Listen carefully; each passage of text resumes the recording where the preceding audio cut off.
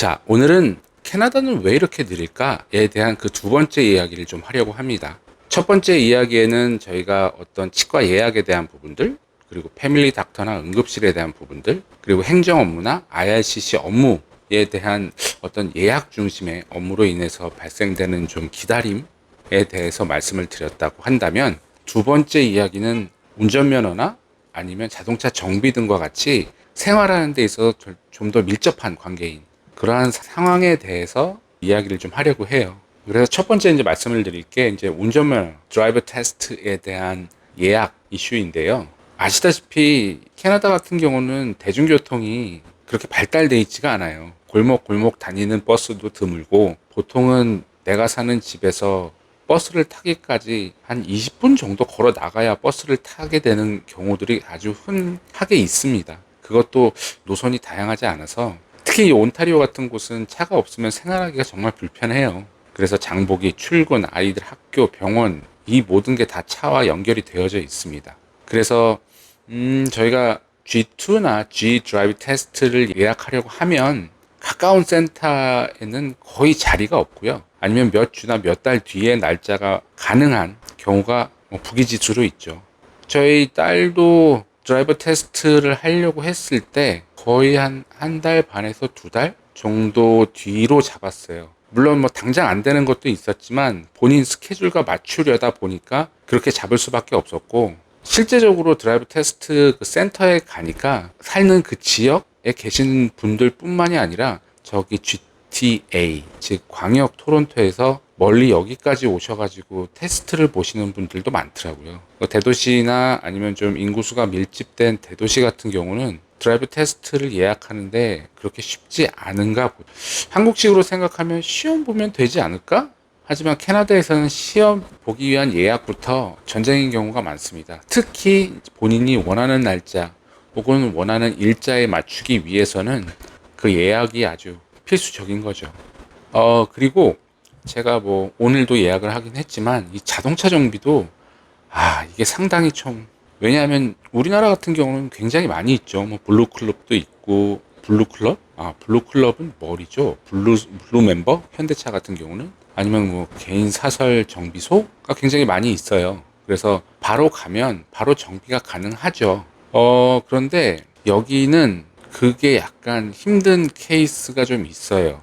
당장 차에서 좀 문제가 있다라고 해서 갈 수 있는 곳은 있습니다. 뭐 1인 샵처럼 혼자서 하시는, 혹은 그냥 브랜드별로 여러 가지 브랜드, 자동차 정비 브랜드들이 있거든요. 그래서 매 예약을 안 하고 아침 일찍 문 열자마자 가면 엔진오일 가는 거 정도는 뭐 할 수 있어요. 그런데 이제 종합적인 차량 정비가 필요하다든지, 아니면 내 차에 뭐가 문제가 생겨가지고 브레이크라든지 뭐 엔진 경고등이 들어왔다든지, 이러한 어떤 특수사항 하에 정비소로 가려고 하면 무조건 예약을 해야 됩니다.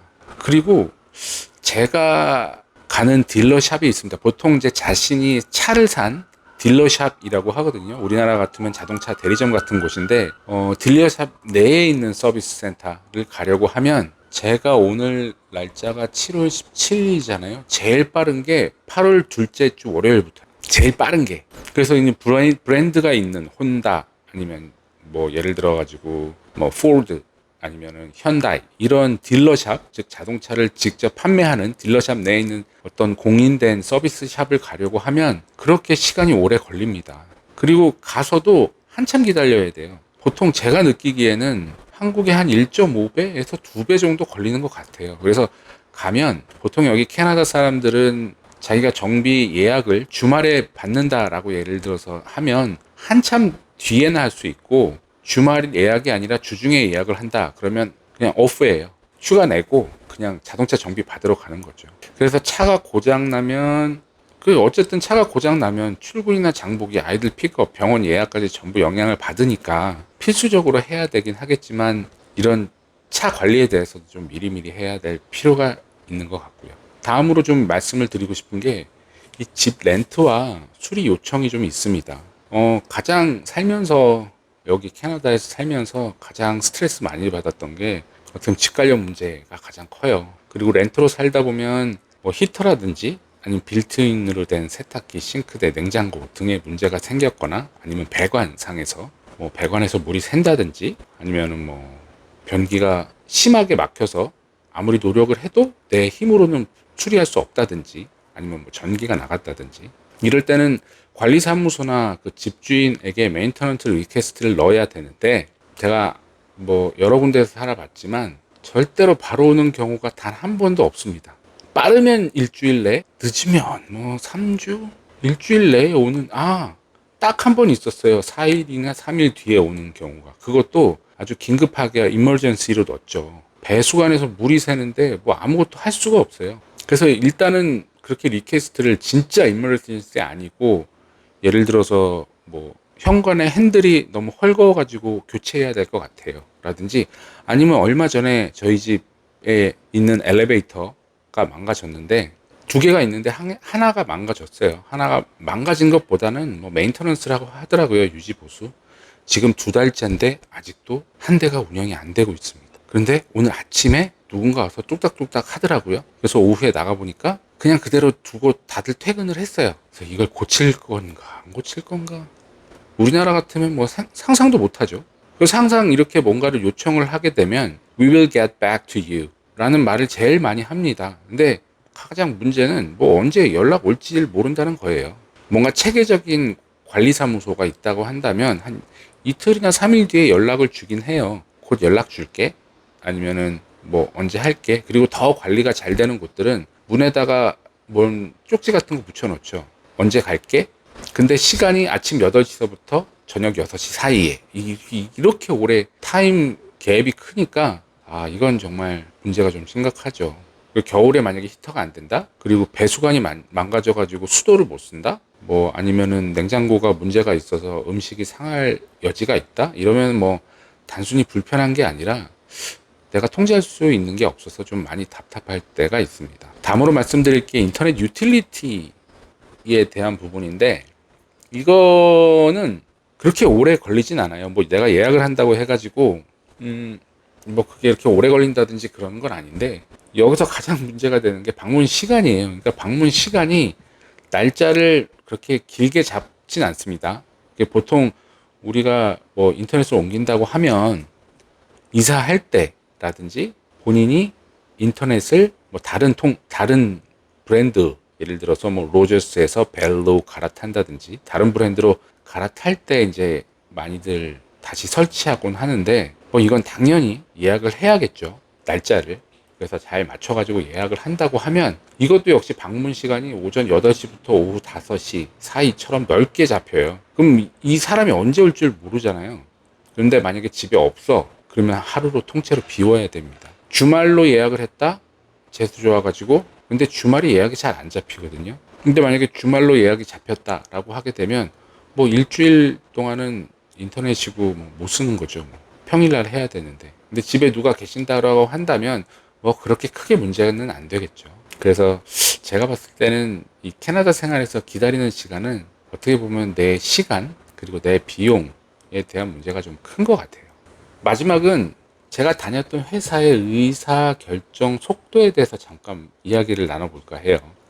캐나다 회사에서는 일하다 보면 내부 의사 결정이 한국보다 느려지게 느껴질 때가 좀 있습니다. 물론 그거는 어떤 매니저의 성격에 따라서 좀 다를 수도 있어요. 대부분 한국보다는 느리게 결정된다라고 느껴질 때가 좀 있습니다. 한국에서는 지금 바로 결정해야 하는 일임에도 불구하고 사무실 쪽에서는 어프로벌이 필요하고 매니저 확인이 필요하고 다음 미팅에서 이야기하자라고 얘기하는 케이스가 좀 많았던 것 같아요. 그래서 next time 이라든지 아니면은 I will check with my manager, 그리고 그건 내 소관이 아니기 때문에 내가 해줄 수 없어. 이건 좀 다른 얘기긴 한데, 의사결정 속도란 이건 내 소관이 아니기 때문에 내가 해줄 수 없어. 누구한테 찾아가. 혹은 이건 나도 잘 모르겠는데, 그럼으로 해서 결정이 안 되는 거죠. 물론 이 방식이 책임 소재가 분명하고 기록이 남고 무리한 결정을 줄이는 장점은 있습니다만 현장 입장에서는 좀 답답할 때가 많이 있죠.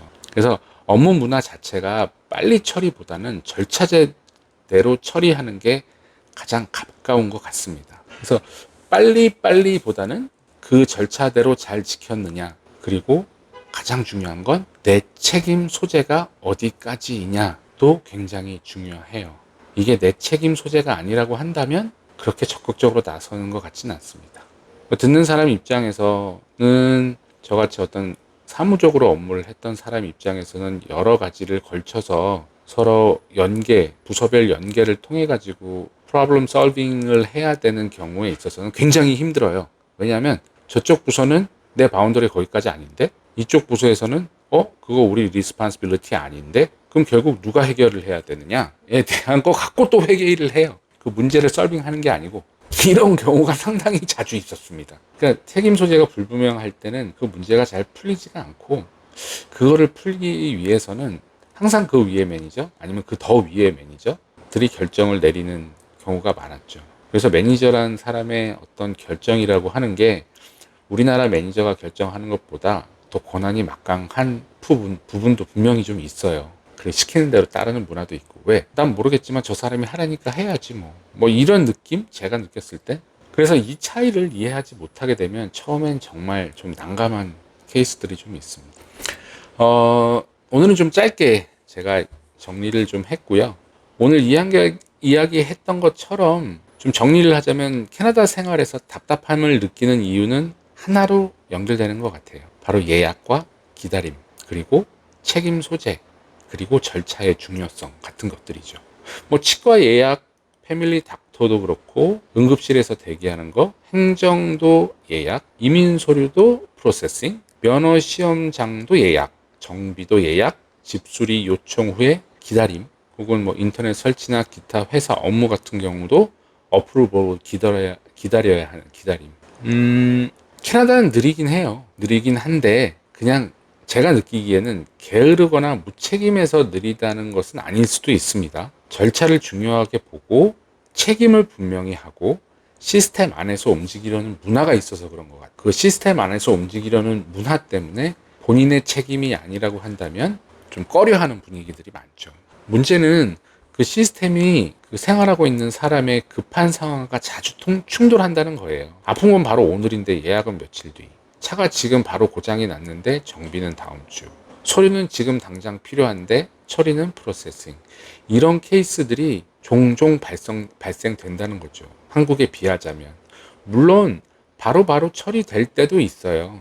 진짜 급한 경우에는. 근데 그 진짜 급한 경우가 한국에서의 진짜 급함과 좀 다르다. 차이가 좀 있다라고 말씀을 드릴게요. 결국에는 캐나다에서 살아가려면 방법이 하나인 것 같습니다. 미리 본인의 스케줄과 잘 맞춰서 예약을 하고, 서류는 꼭 2번 확인을 하고, 전화와 이메일로 팔로우업 계속하고, 무엇보다 기다림에 익숙해지는 것입니다.